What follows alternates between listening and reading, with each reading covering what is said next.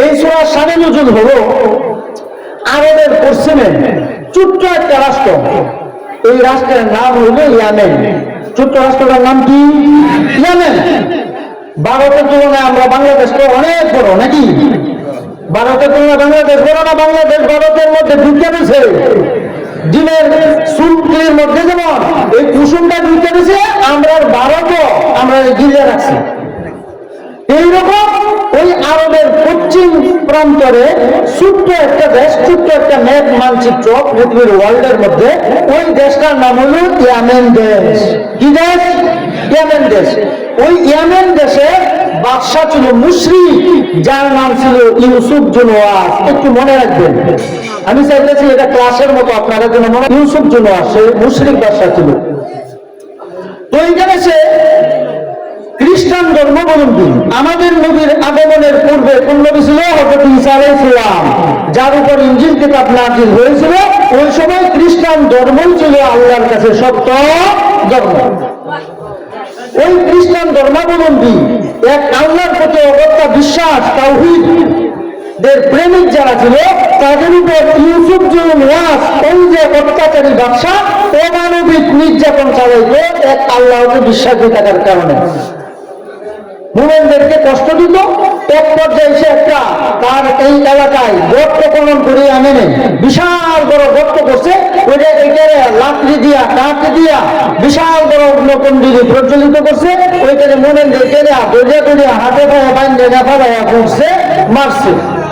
আর যারা ওই খ্রিস্টান ধর্ম ছেড়ে এই মুসলিম ধর্মে দীক্ষিত হয়েছে, বহুত্ববাদী বিশ্বাসী, মানে আল্লাহর জন্য একাধিক আল্লাহ উপাস্যে বিশ্বাসী ইউসুফ জুনওয়াসের পক্ষে আসছে, তারা কাছে সাইডে দিয়েছে। কিন্তু তাদের মধ্যে দুইজন ব্যক্তি কোনো কারণে এই বাদশার জুলুম নির্যাতন নিপীড়ন থেকে ফলায়া রোমক শাসনকর্তা রোমের বাদশা কাইসারের কাছে ওই দুই মুমিন ব্যক্তি যায়, বাদশা আমাদের দেশে তো আমাদের মুসলমানদের উপর, আমাদের যারা ইসলাম ধর্মে আমরা দীক্ষিত, আমাদের উপর অমানবিক নির্যাতন চালাইতেছে, এখন আমরা কি করব? আপনি আমাদেরকে সাহায্য করেন। রোমের বাদশা কাইসার পার্শ্ববর্তী আরেকটা রাষ্ট্র, যে রাষ্ট্রের নাম হল আবিসিনিয়া, বর্তমানে পৃথিবীর ইতিহাসে ইউটোপিয়া নামে পরিচিত।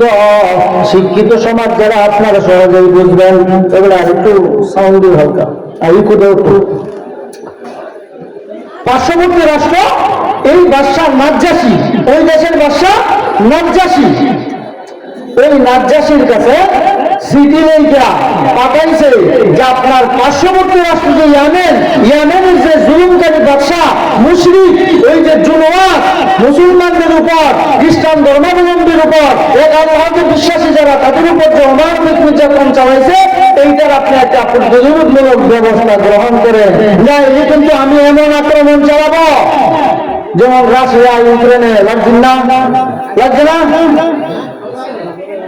এমন আক্রমণ ছাড়া আমরা আপনার যথাযথ ব্যবস্থা নেন। ওইখানে আবিসিনিয়ার বাদশা নাজ্জাশী সে কি করলো? তার দুইজন দেশের সেনা প্রধান সেনাপতির নাম হইল আরিয়া, আর অ্যাসিস্ট্যান্ট সেনাপতি সহকারী তার নাম হইল আব্রাহা। বুঝতে পারছেন? আবিসিনিয়ার বাদশা নাজ্জাশী ওই ইয়ামেন দেশকে রক্ষা করার জন্য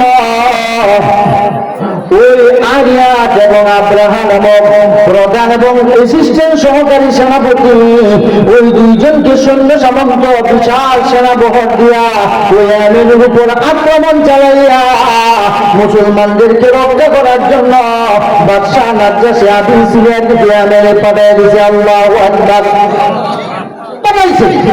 ওইখানে যে তারা অতর্কিত হামলা করে কিছুদিনের মধ্যে কি করছে? ওই দেশ তাদের দখলে নিয়ে আসছে।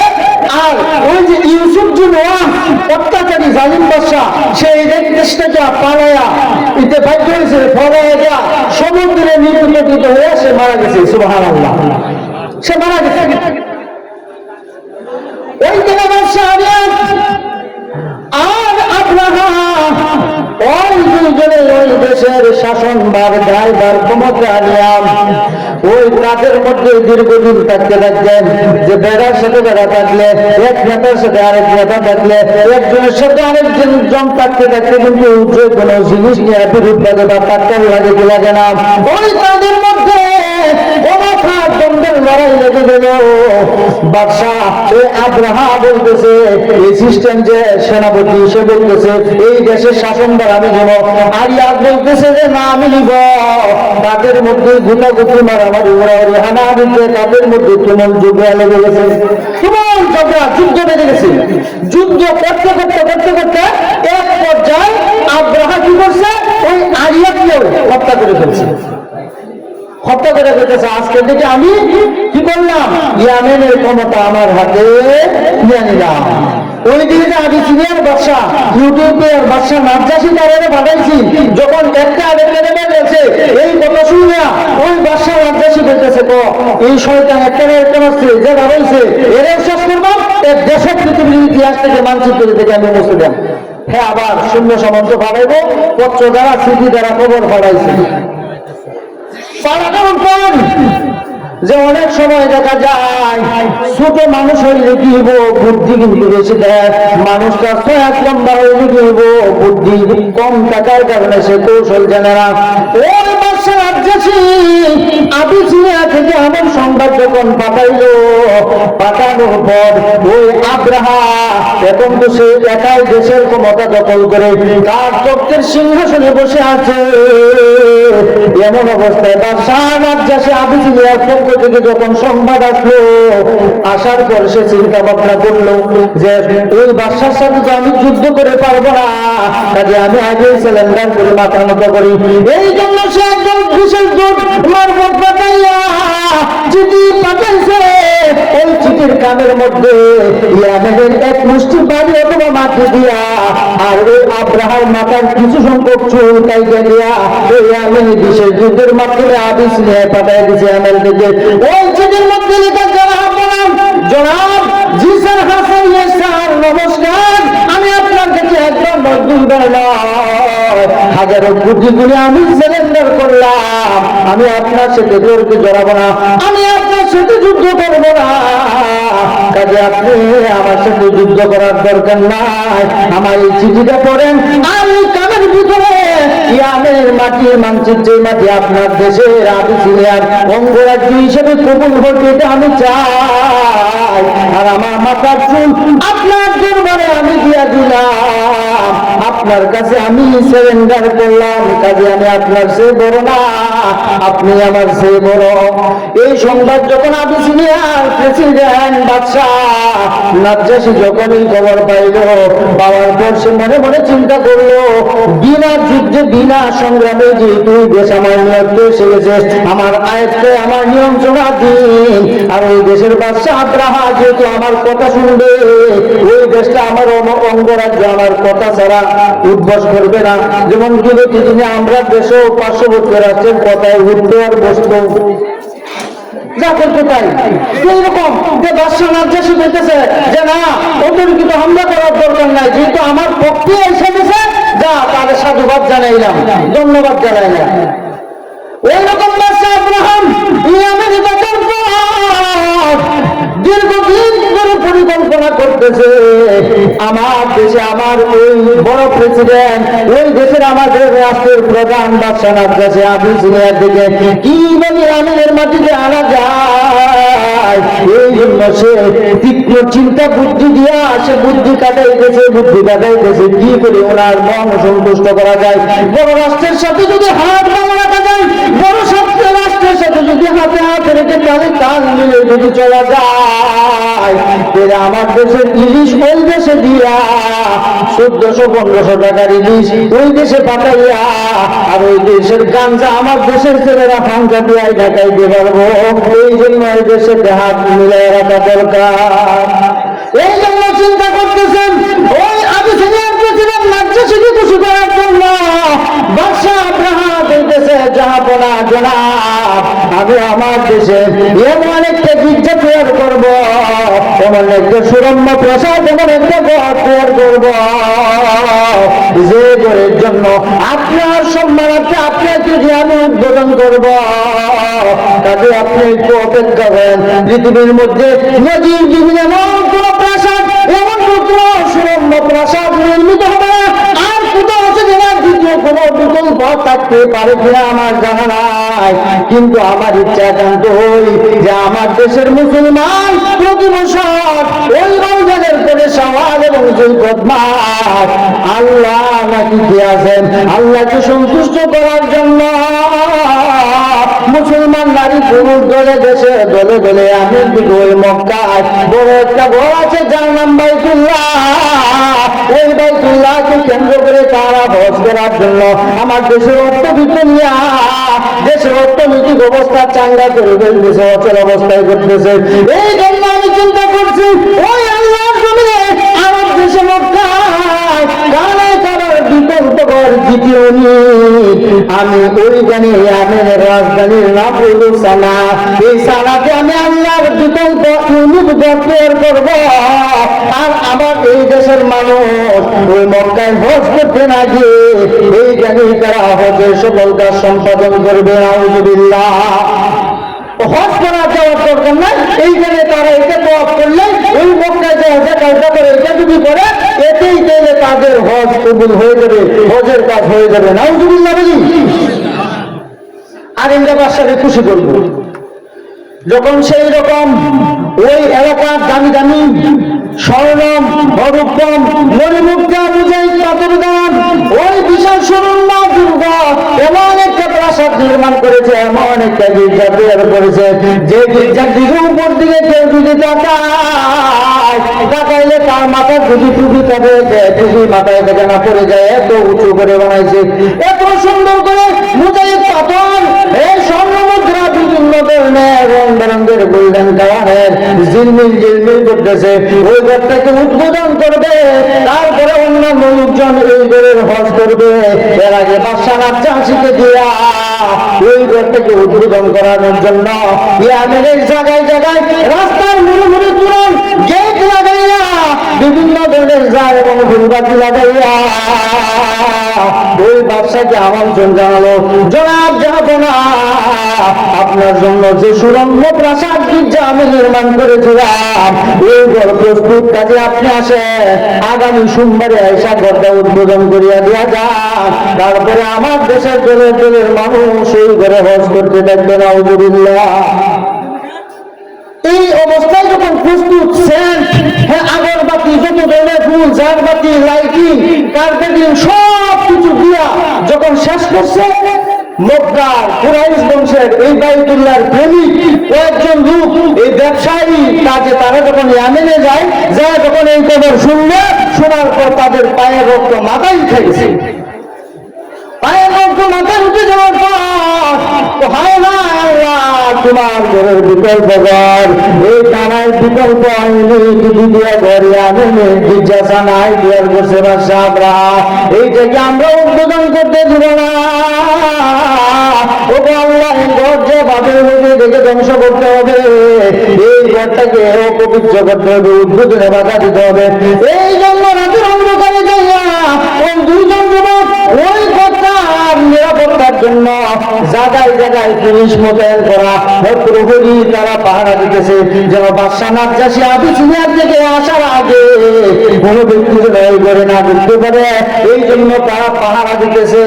আর এই মক্কার কুরাইশ বংশের যুবকেরা গেলা বলতেছে, আমরা এই ঘরে ঢুকবো, খবরদার এই ঘরে ঢুকতে পারবা না, বাদশা নাজ্জাশী আগামী সোমবারে আইসা এই ঘরে উদ্বোধন করবে, তারপরে জনসাধারণের জন্য উন্মুক্ত করে দেওয়া হবে, সকলে ঢুকতে পারবে, এর আগে কেউ ঢোকা যাবে না। ও কি না, আমাদের ঢুকতেই হবে। একরকম জোরাজুরি করিয়া শেষ পর্যন্ত এদের গায়ে এত শক্তি, হাতে পায়ে এদের শরীরের কাপড় চোপড় গামছা গামছা দিয়া, হ্যাঁ, এইরকম লঙ্গি টঙ্গি দিয়ে হকারে বাঁধছে, বান্ধা এই হাঁস মুরগি এইরকম গরু ছাগল যেমন বান্ধে আমরা জবাই করি, এমন ভাবে বান্ধা টান্ধে আমি এক সাইডে ভালো এই মক্কার বাইতুল্লাহর প্রেমিক যুবকরা এই তাদের বাইতুল্লাহ নামক যে গির্জা তৈরি করছে, ওই ঘরের ভিতরে দুইটা দেখেছে আল্লাহ আমাদের পেটের ভিতরে যত কিছু আছে নারী বলে আমাদের অঙ্গ প্রত্যঙ্গ ব্যতীত আল্লাহ মলমূত্র যা আছে সব বুঝে এই করে যাওয়ার মতো ব্যবস্থা করে আমরা এই ঘরটাকে না পা ফিরে ফিরে যাও, যেন আগামী সোমবারে ওই ঘরটা উদ্বোধন করতে না পারে। তাই এইরকম ভাবে যখন আল্লাহর কাছে সহযোগিতা পেয়েছেন, আল্লাহর পক্ষ থেকে যদি গুড়াউন মলমূত্র প্রস্রাব পায়খানার ডেলিভারি টাইম শুরু হয়ে গেছে, পুরা ঘন্টারে পায়খানার প্রস্রাব দিয়ে পায়খানা করতে করতে একবারে দুর্গন্ধ বিশ্রী বানায় ফেলা গেছে। আল্লাহু আকবার। যে তারা গির্জা উদ্বোধন করবে এইরকম ভাবে তারা এই কাম করে আরেক জায়গায় আসছে যে আগুন ধরাইছিল ফিরে গেছে। এইরকম তারা যখন বের হয়ে আসে এরা তো আত্মাও মান্দায়। আসার পর পরের দিন সকালবেলা এসে অনেকেই যে আজকে যেহেতু আমাদের আবিসিনিয়ার বাদশাহ নাজ্জাশী আসবে, ওই দেশের রাষ্ট্রের প্রধান আসবে, এই ঘরটা আগে কি অবস্থা আছে দেখি। আয়া যখনই দরজার কাছে জানালার কাছে উঠে না এমন জোরে সর মারে এই যে বিদেশি সেন্ট গন্ধ প্রস্রাবের হয় না রক্ত দিত, হাই হা ঘন্টার উপর নাপাত করে আছে এটা কি করছে। ওই দেশের আব্রাহাম বলতেছে ওই ঘরের প্রহরী যারা তোমাদেরকে টাকা পয়সা দিয়াম, তোমাদেরকে রত্ন দিয়া, তোমাদেরকে সরকারি চাকরি দিয়েছিলাম এই বঙ্গভবনকে পাহারা দেওয়ার জন্য, তারপরে কিভাবে লুকাইছে ওদের দুটো হামলা করলো, তোমরা কোথায় আসিলা? তো স্যার আমরা কি করব যে এই মক্কা থেকে দুইজন যুবক এক একটা শৈল্য মনে হয় সব যুবকের শক্তি আমাদেরকে মুরগির বাচ্চার মতো বকরির বাচ্চার মতো ধরছে, আর কাপড় দিয়ে শুধু এর মধ্যে আমাদের চালু করে বিড়ালের বাচ্চার মতো ঠিকে মারছে। আমরা আলগা বাসায় কালি ছায়া দেখছি এদিক কোথার থেকে আসছে, এদের শরীরে এত শক্তি কোথার থেকে আসলো। এতে আমাদের আশঙ্কা হয়েছে, আমরা বুঝতে পেরেছি আসমানি কোনো গায়েবী শক্তি ছাড়া দুনিয়ার কোনো মানুষের শরীরে এত শক্তি হতে পারে না। আল্লাহু আকবার। কোথায় নাকি এরা এই কাম করছে, আমরা রাতে ভয় হায় সর্বনাশ হয়ে গেছে, যে ঘর তো আজকে আর উদ্বোধন করা যাবে না। কি করা হোক? বাদশাহ আব্রাহাম দৌড়ের গোড়া দিয়া যান ইয়ামেন থেকে ওই আবিসিনিয়ার বাদশাহ নাজ্জাশীর কাছে যা বলে যাব না, আগামী সোমবারে যে উদ্বোধন করার কথা ছিল কাজে আপনি আর যান না, যাওয়া লাগবে না। কি কারণ আপনার কি হয়েছে? তুমি আমাকে খুশি করার জন্য এলাকায় গির্জা না রাজধানীতে গির্জা তৈরি করছো, বাইতুল্লাহ আর বিকল্প বাইতুল্লাহ মক্কার দ্বিতীয় মৃত্যু এখানে বানাইছো, কি হয়েছে কেন যাওয়া লাগবে না? ও যাবো না স্যার, এই ঘরটাকে রাতের অন্ধকারে আইসা মক্কার প্রেমিক দুইজন যুবক আইসা পুরা ঘরটাকে ফসা এবং পায়খানা করে একবারে পবিত্র বানায় ফেলাইছে। কোথায় নাকি কোহায় হায় ওকে বন্ধে লেগে যাওন যায় না। আমাদের এলাকার যত মানুষ আশেপাশে গ্রামের আছে সবগুলো মানুষ বাড়ি করতেছে, এরা দূরে চলে যাইতেছে। এত দুর্গন্ধ করতে আসে ওই এলাকার মানুষ গ্যাসে অ্যাসিডিটি হয়ে মারা যাইতেছে, ওই এমন গন্ধ। এই যে এত বিদেশি সেন্ট, এত বডি স্প্রে, এত সুগ্রাণযুক্ত জিনিস ওই ঘরটাকে যৌথ করে পবিত্র করে কত কিছু ছিলাই না, কিন্তু এত সুগ্রাণ ছিটানোর পরে ওই দুর্গন্ধ খালি নাকের মধ্যে বাইরে বাইরে বাতাসে আনে। কাজে আমরা আশঙ্কা করেছি আপনাকে দেয়া এই দুর্গন্ধময় করে দিয়ে আপনাকে আর এই গরু উদ্বোধন করবো না, এটা আরো কিছুদিন যান। এর আগে আমি একটা কাজ করবো, আপনার সাহায্য চাই, আপনার এ আমি সিরিয়াস সেনাবাহিনী দেন, আপনার পক্ষ থেকে আমাকে বসবি ওর চালক বস্তি চালক টাকা পয়সা স্বর্ণ মুদ্রা দিয়ে আমাকে সহযোগিতা করেন। ওই মক্কার প্রেমিক কাবার প্রেমিক যে যুবকেরা আমাদের এই ইয়ামেনে আইসা এই ঘরটাকে নাপাক করে ফেলেছে, ওই আমি আল্লাহর ঘর কাবাকে মাটির সাথে ভেঙে চুরে মিশিয়ে দেব নাউজুবিল্লাহ। বাদশাহ নাজ্জাশী করতেছে, যাও তোমারে দিলাম, কি কি লাগবে? আমার 12,000 সৈন্য লাগবে, ওর টেহা লাগবে, লক্ষ লক্ষ স্বর্ণ মুদ্রা, হাতি লাগবে, ঘোড়া লাগবে, এইরকম সেনাবাহিনী লাগবে, লক্ষ লক্ষ সেনাবাহিনী জনগণ দিয়া হাতি টাকা পয়সা দিয়া গেছে, যাও তোমার দেশে যাও, ওইখান থেকে আরো কিছু লোক নিয়ে বলে মক্কা যাও, দিয়া কাবা ঘর আল্লাহর ঘর ভেঙে আসো। নাজ্জাশীর পক্ষ থেকে এই জিনিসগুলো পেলেন, পাওয়ার পর সে আনন্দ চিত্তে এসে বলতেছে, ওরে আমিনবাসী, ও আমিনের যুবকেরা তোমরা কারা, যে কোথায় আছো তাড়াতাড়ি আমার সাথে চলো। মক্কার প্রেমিক ওই বাইতুল্লাহর পক্ষ থেকে আইসা যে দুই যুবক আইসা আমাদের এই পুণ্যময় ঘরটাকে নাপাক করে ফেলছে, আমরা এখন যাবো না, তাদের এই কানায় কাবাকে হাতির দ্বারা ভেঙে করে মিসমার করে দেব নাউজুবিল্লাহ। মুআয়ামিনের কিছু যুবক কয় না, এখন আর মুখ বন্ধ করে রাখা চলবে না, আপনি যখন যেভাবে ইচ্ছা আপনার খেয়াল খুশি মতো আপনি কি করেছেন, আপনি দেশ শাসন করেছেন, আপনার খেয়াল খুশি মতো আপনি দেশ চালাইছেন, আমরা কোনোদিন আপনার মুখের উপর মুখে কথা বলি নাই, কোনো তর্কে জড়াই নাই, আপনার কোনো কাজে আমরা প্রতিবাদ করি নাই, কিন্তু এখন দেয়ালে ফিরতে গেছে, তোমার পছন্দ করে বলি আল্লাহর ঘরের বিকল্প করে কেন বানাইছে, এটা না পাপ করার কারণে আল্লাহর ঘর ভাঙতে যাবেন, খবরদার আল্লাহর কসম করে বলছি, ইমানি শক্তি দিয়ে আপনাকে যোগান দিতে চাই, আপনাকে জানাই দিতে চাই, ইয়ামেন আমাদের যুবকের এক বিন্দু পরিমাণ রক্ত থাকতে ওইখানে যাবেন কি মরবেন, আপনার পায়ের গিরা আমরা কেটে ফেলবো। আল্লাহু আকবার। যাইতে দিব না, সাবধান। তো কি করে ওইখানে তাদের মধ্যে একজন পাদ্রী, যার নাম ছিল জুনফর, সে প্রধান সেনাপতির দায়িত্ব নিয়ে আব্রাহার বিরুদ্ধে যুদ্ধে তাদের এলাকার যুবকদেরকে নিয়ে আব্রাহার বাহিনীদেরকে নিয়ে যুদ্ধে লিপ্ত হয়েছে। আল্লাহ পাকের ইচ্ছা হলো যে নমরুদকে ধ্বংস করার জন্য কোনো বড় কামান লাগে নাই, কোনো স্ট্যান্ড গান লাগে নাই, কোনো মেশিন গান লাগে নাই, শুধু লেগেছে একটা ভালো মশাল, না কি মশা, ল্যাংরা মশা। ফেরাউনের বাহিনীকে ধ্বংস করার জন্য আল্লাহ কোন স্ট্যান্ড গান, মেশিন গান, কোন মানুষ, কোন সেনা সামন্ত সৈন্যবাহিনী লাগে না। নীল জলের পানি, নীল দরিয়ার পানিতে চুবাইয়া মারছে কি মারছে না? আবু জাহেলকে মারছে, মুআজ এবং মুআব্বাল, দুইজন নাবালিগ শিশু সন্তান, এই ছোট্ট বয়স 10 থেকে 12 বছর বয়স, এই বড় বড় সেনাপতিদেরকে আল্লাহ ধ্বংস করেছে, তেমন বড় কোনো হাতিয়ার লাগে না। এই জন্য আল্লাহ পাক বলেন, তুমি চিন্তা করিও না, সাময়িক যদি তুমি আব্রাহার সাথে দেখে গেছে গিয়েছ, আব্রাহার সাথে যুদ্ধ করে তুমি পরাজিত হয়েছো, তুমি বাঁচিয়ে গেছো, এই জন্য তুমি চিন্তা করিও না। তারা যখন আব্রাহার সাথে যুদ্ধ করার পর পরাজিত হয়েছে, তখন তারা সকলেই মিলে যখন আব্রাহার সামনে দিকে আসতেছে মক্কার দিলেন, তখন তারা সকলে একত্রিত হইয়া পাদ্রী একজন আলেম দিয়া তারা দোয়া করতেছে,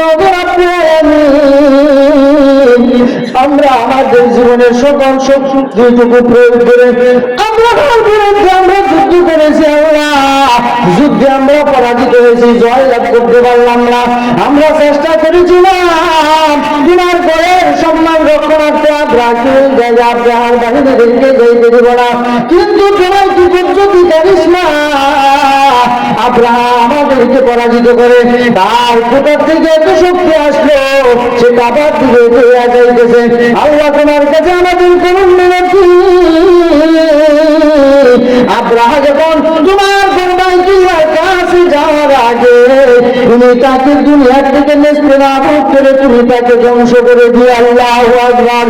এরকম অসংখ্য অগণিত মানুষ এই পাদ্রী আলেমের সাথে মুনাজাত করে হাউমাউ করে কাঁদতেছে। আল্লাহ তোমার ঘরকে তুমি রক্ষা করো। এখন যদি তোমার কুচ্ছুত কোন আসমানি শক্তি দিয়ে রক্ষা না করো, তাম পৃথিবীর সকল মানুষ বুঝবে যে আল্লাহর ঘরের রক্ষক এই পৃথিবীতে আর কেউ নাই। এই ঘরের মালিকরা এই জন্য ভাঙতে পেরেছে।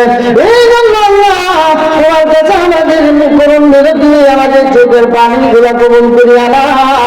সকলে এক বাক্যে সমস্যারে কান্না বিজড়িত করতে কাঁদতেছে আর বলতেছে, আল্লাহ আপনাকে তুমি প্রতিরূপ করিয়া দাও এবং আমাদের চোখের বিনিময়ে হলে তোমার করে জিম্মাদারি হেফাজতের দায়িত্ব আল্লাহ তোমার হাতে নিয়ে আনাও। আল্লাহু আকবার। তারা যখন এইভাবে কাঁদতেছে, দোয়া করতেছে, আল্লাহ পাক রব্বুল আলামিন গায়েবী আওয়াজের গায়ে পাদ্রী আলেমের কানে খবর পৌঁছে দিলেন, ওরে আলমবাসী আর কেঁদো না, তোমাদের চোখের পানি আমি আল্লাহ কবুল করেছি, তোমাদের চোখের পানি আমি বৃথা যেতে দিব না। ওই আব্রাহা কাবাগর বান্ধে তো দূরের কথা, কাবার নিকটেও যেতে পারবে না।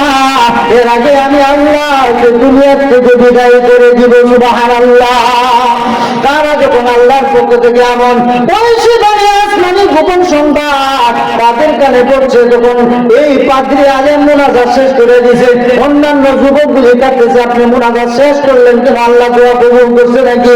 ও আল্লাহর ঘর আল্লাহ ইবাদত করবে, আল্লাহ আপনার গায়ের মধ্যে দেবে। এই মাত্র মুনাজাতের মধ্যে আল্লাহ তাআলা বলে দিয়েছে, এই জন্য তোমরা চিন্তা করো না।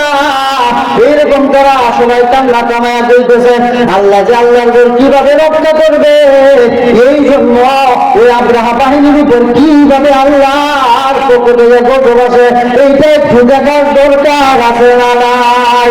তারা একজন আরেকজনকে বলতেছে দেখার দরকার আছে। তাদের মধ্যে একজন লিডার বা সর্দার সাহেব, তার নাম ছিল আবু নাসের। নাম কি? আবু নাসের। আবু নাসের তাদের কয়েকজন কাফেলা নিয়া, প্রতিনিধি সদস্যদেরকে নিয়া মক্কা জাবালে আবু কুবাইস নামে একটা পাহাড় আছে মক্কার পাশে, কাবাগরের পাশে জাবালে আবু কুবাইস নামে একটা পাহাড়, ওই পাহাড়ের গুহায় আইসা তারা কয়েকজন আশ্রয় নিয়েছে। সুবহানাল্লাহ।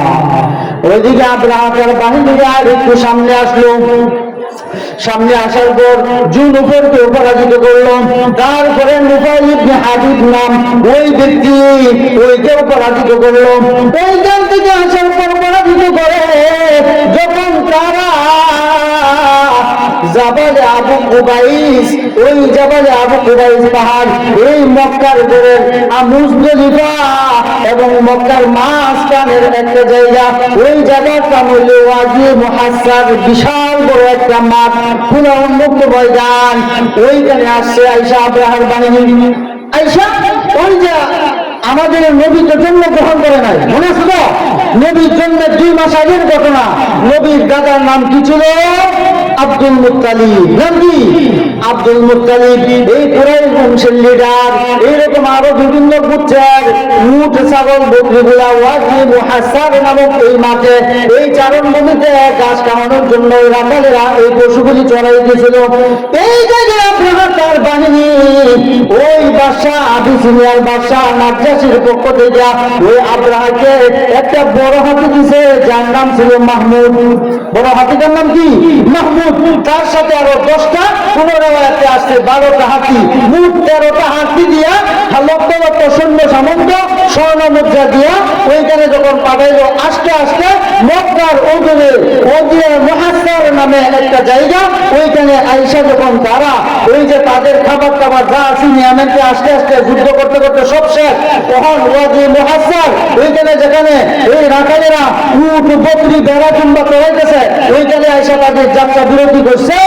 ওইখানে আয়েশা তাদের ক্ষুধা লাগছে, তখন এই আব্দুল মুত্তালিবের উট, হ্যাঁ অন্যান্য পুত্রের বকরি, ভেড়া কিংবা এগুলি ধরতেছে, দুধ দুবন করে খাইতেছে, জবেহ করে গোশত কাটে রান্না করে এইরকম একটা নির্যাতন তারা চালাইছে। নির্যাতন যখন চালাইছেন, নির্যাতন এবং অত্যাচারী যখন চালায় দিল, আল্লাহ পাক রব্বুল আলামিনের পক্ষ থেকে তাদের উপর গজব নেমে আসলেন। এর আগে আব্রাহার বিষের দুধ হানাতার অনেক বিষের দুধ তার সহকারী ওকে মক্কায় পাঠাইলো যদি আগাইয়া দেখুন যে আমরা তো আসছি ক্ষুধার ঘর ভেঙে দিতেন, কারণ আমাদের ঘর নাপাক করছে, এই ঘর থেকে উদ্বোধন করতে দিল না। এই জন্য মক্কার জমিনে আল্লাহর ঘর করতে কোনো কিছু থাকবে না। এই জন্য মক্কাবাসী কুরাইশদেরকে সংবাদ দাও, আমরা এই ঘরটাকে ধ্বংস করে দিব। তাদের যদি শক্তি থাকে তো ফিরাইতেন, নাইলে লিডার কে আছে তো আমার সাথে সাক্ষাৎ করতেন। এই আবু হামতাহা এরকম লোক খুঁজতে খুঁজতে কুরাইশ বংশের সবাই দেখা যাচ্ছে যে নবীজির দাদা আব্দুল মুত্তালিব উনি হলো কুরাইশদের সর্দার, আর বাইতুল্লাহ হলো মুতাওয়াল্লি, মানে দেখশোনা করে। সুবহানাল্লাহ। ওনার কাছে যখন এই হামতাহা গেল, হ্যাঁ এরকম যাওয়ার পর যে আমাদের সর্দার আব্রাহা এই লক্ষ লক্ষ সৈন্য সামন্ত নিয়া এই 13টা এই বড় হাতি একটা, এরপর অন্যান্য হাতির ড্রাইভার সহ চালক সহ আসছে ক্ষুধার ঘর ভাঙতে। এখন আপনি বলে যাইছেন যে আপনার যদি কোনো কথা থাকে যে কথা বলতেন। উনি দৌড়ায় গেছে, উনার রাখালো আসছে আব্দুল মুত্তালিব রাখালে বস আপনার যে উঠতে আসেন 200, এই 200 উঠ কিন্তু আব্রাহার বাহিনী তাদের দখলে নিয়ে গেছে। আব্দুল মুত্তালিব সংবাদ শোনার পর পায়ের রক্ত মাথায় উঠে গেল। পায়ের রক্ত মাথায় উঠার পর উনি উনার গোড়া দেয়া উনার অশ্বর উপর আরোহণ করার পর ওয়াদি মুহাসার নামক যেখানে আব্রাহা এবং তার বাহিনী যেখানে অবস্থান করতেছিল ওইখানে আসবেন। আসার পর আব্দুল মুত্তালিব আব্রাহা যে আসলে বসেছিল ওইখানে আসলে আব্রাহা আব্দুল মুত্তালিবের আসার বাদ দিকে তার মুখটা কাটতে উঠছে। সুবহানাল্লাহ। যেমন কেউ যদি সত্যের পথে থাকে আর কেউ যদি বাতিলের পথে থাকে, সত্যের পথ নিয়ে যদি করবেন তার কোনো ভয় নাই, কারণ তার সাথে আছেন কে?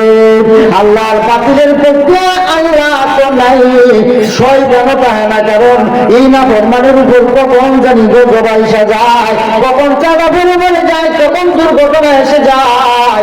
এই জন্য শয়তানকে আমি নিজেও থাকতাম না, আমি ঘুরে সইরা যাই এর সেলুট দে, কারণ এতে আমার চেয়ে বড় বড় জঘন্য কারেন্স ঘটাইতেছেন। এই জন্য এই আব্দুল মুত্তালিব যখন এই অশ্বে মসজিদ ধরে নেতার একটা ভাব আছে না, ভাব করে যখন ওয়াদি মুহাসার নামক জায়গায় যেখানে আব্রাহা সিংহাসনে বৈশা এই গ্রাম লোক বলসানা সামগ্রিক ধর্মের উপর দিতেছে, ওইখানে যাওয়ার পর আব্রাহা আব্দুল মুত্তালিবকে দেখে বুকটার মধ্যে একটা দুরু দুরু ফাল্পিটেশন আরম্ভ হয়ে গেছে, অন্তরটা কাঁপতেছে।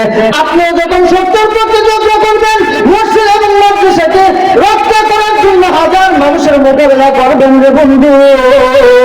আল্লাহু আকবারের যদি দিবেন দেখবেন বাতিল পালাতে বাধ্য করেন, তাদের অন্তরের মধ্যে আল্লাহ আগুন ধরে দিয়েছে। সুবহানাল্লাহ।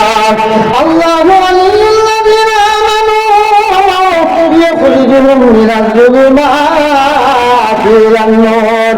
যারা সত্যের পক্ষে থাকবেন, যারা ঈমান নিয়ে থাকবে, যারা মসজিদ মাদ্রাসা আলিম উলামা হক পথে চলবে, জান্নাতের পথের দিশা পাওয়ার জন্য তাবলীগের ফুটলা নিয়ে মানুষের দ্বারে দ্বারে দ্বারে দ্বারে আল্লাহর দেওয়া জান এবং মাল নিয়ে যখন কালিমাতুল ইসলাম আল্লাহর জন্য আল্লাহর দিন কায়েমের লক্ষ্যে যখন মানুষের কাছে দাঁড়ে দাঁড়ে বোঝাই বুঝবাই একদিন এই দুনিয়ায় ছিলাম না, আজকে আছে আবার থাকবো না।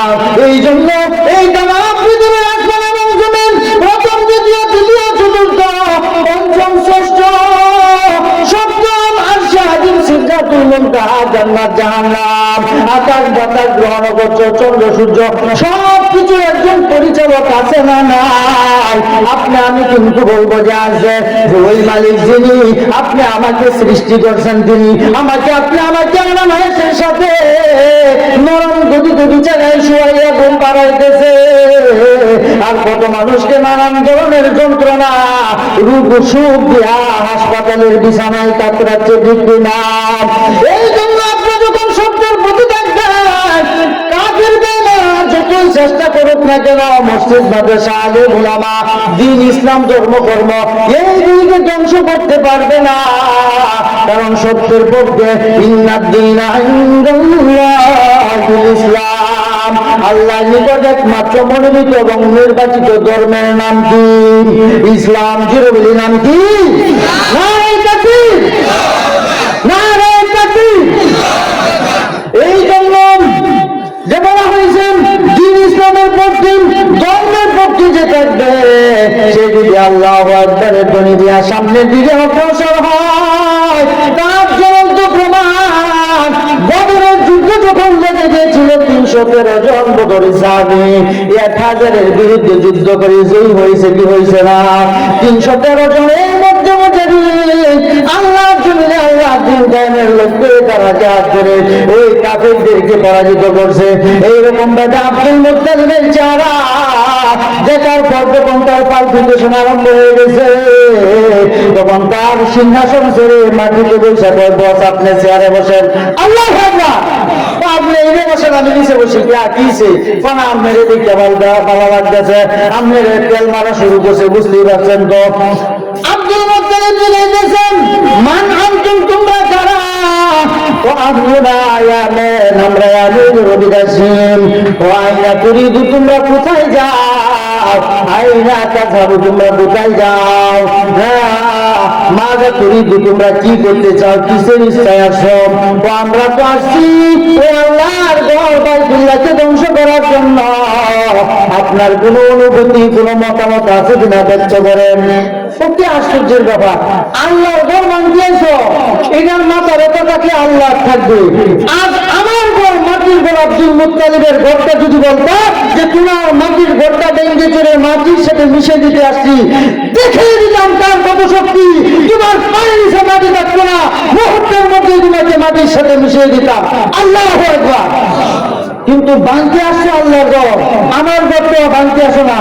যার ঘর ভাঙতে আসো মাথা ব্যথা তার, উনি যদি প্রয়োজন মনে করে তার ঘরের হেফাজত উনি করবেন। এই জন্য আমার কোনো মাথা ব্যথা নাই। কিন্তু একটা খবর জানাইয়া যায়, কোন কোনদিন মুসলমানদের সাথে যুদ্ধ করে জয়ী হইতে পারে নাই রে বন্ধু, তাকে তুমি পারবা না। কিন্তু এখন আসছি, ওই তোমার সৈন্য সামন্তের লোকেরা আমার রাজাদের কাছ থেকে 200 উট নাকি ছিনায় নিয়ে গেছে, এইগুলি দিয়া দাও, নাইলে দেখতে পারবা আব্দুল মুত্তালিবের গায়ে কত শক্তি। সমগ্র শক্তি প্রয়োগ করে সকল মানুষদেরকে এখন গোলার সাথে মিশিয়ে দিব। এই কথা কইতেছে, চোখ দিয়ে তোমার আগুনের গোলা বেরিয়ে গেছে, আর আমরা আস্তে আস্তে তার মানে উঁচু ছুটতেছে, বুঝুন না? তার খালি মনটা খালি কাঁপতে আছে। ভস ঠিক আছে, অসুবিধা নাই। ওই যে সারের উঠ তারা রাখছে, তাড়াতাড়ি দিয়া দাও, উনি চলে যান। উঠ দেয়া দিছে, উনি চলে গেছে।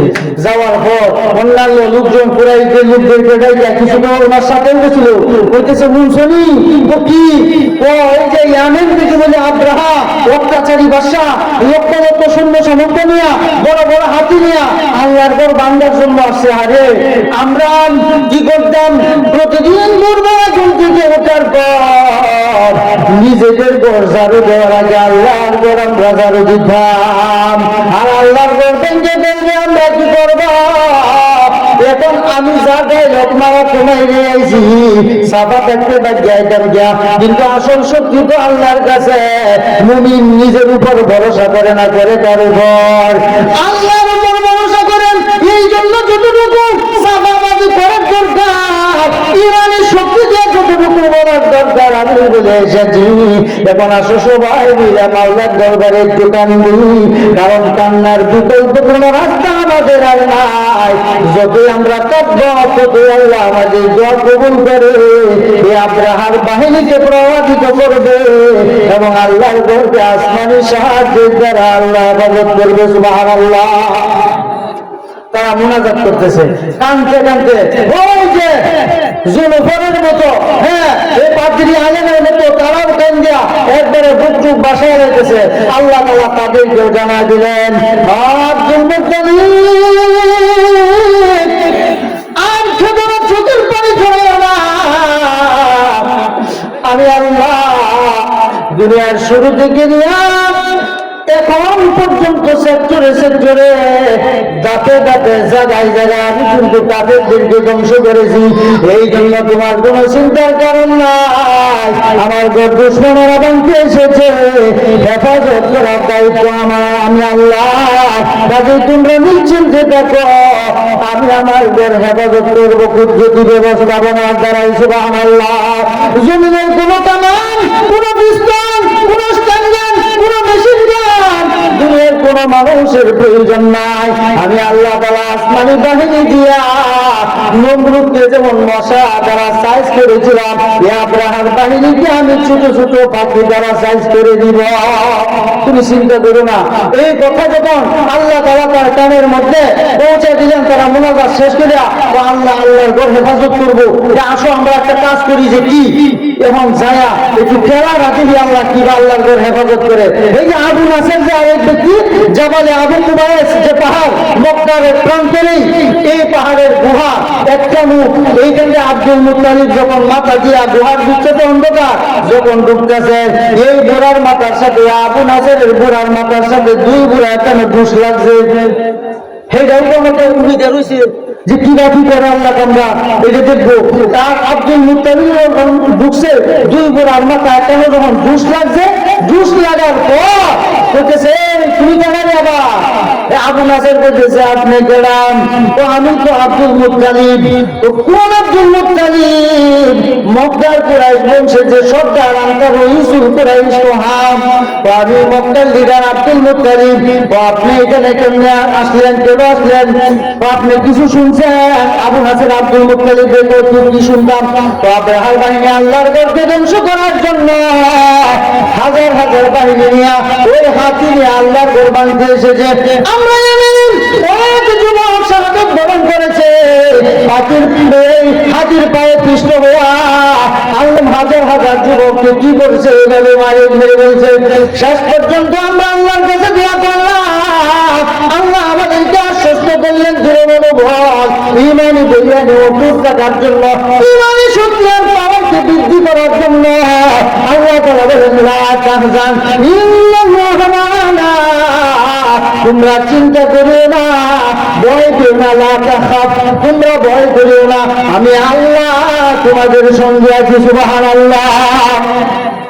যে চিন্তা করিও না, এই কথা শুনে আমরা আসছি। এখন আমরা আসলে আমরা কিন্তু খবর, আমি তো খবর এই মাত্র মহাসার এই মক্কার ওদূরেই, মক্কার সন্নিকটে যেখানে আব্রাহার বাহিনী অবস্থান করতেছে, আমার 200 উট তারা দখলে নিয়ে গেছিল। এই দিকে ছিল আমি এই মাত্র কথা বলে আসলাম। আল্লাহর কাছে আমি দোয়া করলাম আমার কুরাইশ বংশের লোকদেরকে নিয়ে। আল্লাহ আমাকে আশ্বস্ত করেছে, আল্লাহ আসমানি বাহিনীকে দিয়া আল্লাহর ঘর হেফাজত করবে এবং আব্রাহাকে ঘুরিয়ে মাটির সাথে দুই সাত করে দিবে। এইটা রং তামাশা দেখার জন্য আমি জাবালে আবু কুবাইস গুহার মধ্যে ঘুরতেছি, এবং তোমার মাথার সাথে আমার মাথার ঘুষ লাগছে। এই জন্যই আমি আসছি। আমি তো বললে দিয়ে আইছি পথে বসম দুইজন মিলে মিলে আল্লাহর কুদরতিকার ইসমাইল দেখেন আল্লাহ কিভাবে বংশযজ্ঞ চালায়। এইটা দুইজনে মিলে মিলে দেখি। তারা দুইজনের পাশাপাশি বসার পর আব্দুল মুত্তালিব বলতেছে, ভাই তুমি কোন দিন থেকে আসো? গতকাল 2 রাত অতিবাহিত হয়েছে। 2 রাতের মধ্যে কোনো আলামত দেখছেন? কোনো আলামত দেখছেন? তেমন কোনো আলামত দেখি নাই, কিন্তু একটা আলামত আমি দেখছি, যেটা আমি আমার যতটুকু বয়স হয়েছে আমার এই জীবনে এমন বড় আলামত আমি আর দেখছি না। সুবহানাল্লাহ। কি আলামত দেখছো? আলামত দেখছি সাগর থেকে যাকে যাকে পাখি, যা টুকটা লাল পাপি জালাল, এই ছোট চেয়ে বড় প্রভুদের চেয়ে ছোট কোটি কোটি পাখি সমুদ্র থেকে যাকে যাকে আল্লাহর ঘর কাবার চতুর্দিকে কাজ করতেছে। সুবহানাল্লাহ। আমি তাকে দেখলাম শুকনো দৃষ্টিতে বিচক্ষণ যখন আমি তাকে বললাম, আমি তাকে দেখি সুলাবুকের সে একটু বড় মার্বেলের সময় পরিমাণ, বুঝতে পারছেন তো? পুরাভান্ডে মার্বেল করে না, ওই মার্বেলের মতো গুণ সুলাবুকের যে বড়। এই 2 পায়ের মধ্যে দুইটা পাথর আর ঠোঁটের মধ্যে একটা পাথর, প্রত্যেকটা পাখির সাথে তিনটা করে কামান আল্লাহ তাআলা কুদরতি গুলি দিয়া দিছে। এই গুলি নিয়া গত 2 রাত সকালবেলা এবং বিকালবেলা আমি দেখি সাগর থেকে কোটি কোটি পাখি আইসা ওইখানে মহড়া দিতেছে। আল্লাহু আকবার। আমি এই খেলা দেখতেছি, কোথায় নাকি বহ তো এখনো পাইতেছে না। তো এর আগে এইদিকে আব্রাহা ওই যে নুফাইল ইবনে হাবিব যে লোকটাকে বন্দী করে যুদ্ধ সময় নিয়ে আসছিল তাদের রাহাবর হিসেবে, যেমন পাবলিক জমাতে যে স্থানীয় একজন রাহাবর হলে ভালো হয়। আমাদের বাড়ি ঘর কোন বাড়িতে গেলা পয়সা দিছে, গেলা 3 দিন সময় লাগাইছে, গেলা 100 লাগাইছে, এটা গ্রামের এলাকার রাহাবর লাগে না। যে নুফাইল ইবনে হাবিব যে বন্দী করে তারা ইচ্ছে করেছিল যে হত্যা করবে, এটা কিন্তু মুসলমান ও না, আমাদের একজন রাহাবর লাগবে। অচেনা পথের দিকে আমাদের যাত্রা শুরু। ওই আমরা কোনোদিন যাই না, ওই অচেনা পথে যাই আমাদের একজন পথ দেখানোর লোক লাগবে। এই জন্য রাহাবর হিসেবে আবু নুফাইলকে রেখে দাও।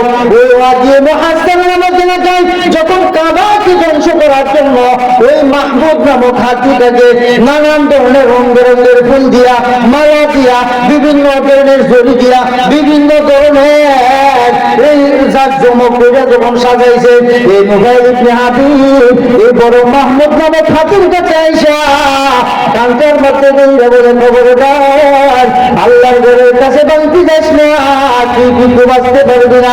হয় জানে যা, না হয় বনে যা, নাইলে পিছনে যা, নাইলে বসে পড়, সামনে খবরদার সামনে যাবি তো মরবি, আর প্রাণে বেঁচে আসতে পারবি না। এই কথা যখন বললাম যে আমরা মানুষের কথা চিন্তা করি না, কিন্তু আবু নুফাইলের কথা এই বনের পশু শুনছে হাতি। এই যখন আব্রাহা এই মাহমুদ নামক হাতিটার একজন চালক আছেন, সে পারদর্শী বিচক্ষণ জায়গার এই যে বাইরেছে শিখ জায়গার মধ্যে গোটাইতেছে, পিছন দিয়ে একটা গাইতেছে, কিন্তু হাতি সামনের দিকে যায় না। ডানে নিতে চাইলে ডানে যায়, বামে নিতে চাইলে বামে যায়, পিছনে যদি ইয়ামেনের দিকে ফিরে যাবে ইয়ামেনের দিকে যেতে চায়, আবার যখন সম্মুখের দিকে কাবার দিকে রওনা করাইতে চায় যে সামনে চলো, তখন সে আর যায় না, সে বসে পড়ে শুয়ে পড়ে আর যায় না। এমন করতে করতে যে অনেক সময় তারা যাইতে চায়, আল্লাহ পাক রব্বুল আলামিন প্রথম যে কুদরতি কারিশমা দেখিয়েছিলেন ওয়াদি মুহাসসার নামক জায়গায়, যে কাবা ঘর থেকে আল্লাহ তাআলা কুদরতি ভাবে একটা গিলাফ দিয়া চাদর দিয়া ঘুরে রাখছে। সুবহানাল্লাহ। ওই যে বাড়িদিকে 13টা হাতি এবং ওই আব্রাহাম বাহিনী কাবা ঘর খুঁজে পাই না, যে কোথায় কাবা ঘর, কোন দিকে আমরা যাব, তাদেরকে টানা উল্লেখ করছি, টানা উল্লেখ করতে পারছেন যে আমরা অনেক সময় আছে না রাতের অন্ধকারে আধারে যদি আমরা কোথাও যাই, একদিন আমারে ধরছিল টানা উল্লেখ আমার ঘরে আছে। আজ থেকে 17-18 বছর আগে আমাদের একটা এলাকার নাম হলো কাশীনাথপুর, কলসিন্দুর বাজারের এই পাশে। ওইখান থেকে আমি এক আত্মীয়র বাড়ি, আমার বন্ধু আমার বাড়ি থেকে এসে আমার এই জেডারে নিয়ে বিলের মাধ্যমে আসতেছি। এই যে পর্যা করতেছি, শুকনা ধান নাই, বন নাই, আর শুকনা মাটি সাইটা রয়েছে শুকায়া, এই যে ঘুরতেছে, আমি তো আর আমার বাড়ি চিনি না। অথচ এইখান থেকে ধরেন আপনাদের এই রুট থেকে যদি নয়া বাবা যা ধরেন মাঝখানে কোনো বাড়ি করতে নাই, বন্ধ সুযোগ গেলেও, কিন্তু যাইতেছি যাইতে ধরেন দেখেছি গরম বছরে আছে আবার গোলা এই বিলের মধ্যে যাইতেছি ভাই না একবারই কেউছি ভাই আপনার নাম কি গো, কোন আমাদের গ্রাম কোন গ্রাম, এরপর এটা তো আমরা আসো দুধ মানে হয়তো সাফার কোনা গেছি যাই আমরা আবার হ্যাঁ হ্যাঁ ও আমরা আছে দুধ নিয়ে আসলাম, ঠিক আছে কি করবা বাদে দুধ নিয়ে যাওয়ার পরে রোডে উঠছি উঠছে আমাদের বাড়িতে আসছে। এইরকম পাবেন আব্রাহাম বাহিনীদেরকে আল্লাহ তারা কুদরতি ভাবে চাদর দিয়ে কি করছেন, দেশ জমি দিয়ে রাখছে, কাবাগর থেকে তাদেরকে টানা উঠে ধরছে।